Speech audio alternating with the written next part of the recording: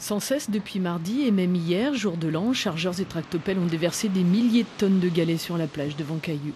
Une protection éphémère mais nécessaire pour faire face aux conditions météo.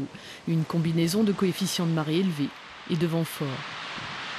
Des épis de protection de la ville sont en cours de construction, mais la fragilité c'est ici, une zone de galets sans rempart, après ce dernier épi en chantier. Aujourd'hui, à midi, la mer atteignait sans peine le haut de la plage. La difficulté, c'est que pendant pas mal de temps, on a toujours eu de la houle, donc la houle est fermée. Et bon, avant, les vents étaient de sud, bon, ce qui était un bien, mais ce qui a aussi entraîné notamment la problématique du transit de galets qui est retenu dans les épis. Et dès qu'il n'y a plus d'épis, ben, le galet va 4 fois plus vite, quoi.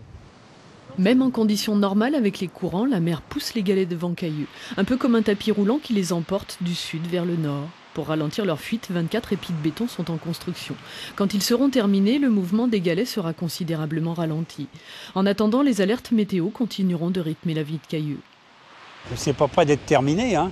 C'est un chantier qui dure toute l'année 2014 et jusqu'au début 2015. Hein. Donc les nuits seront peut-être toujours aussi courtes.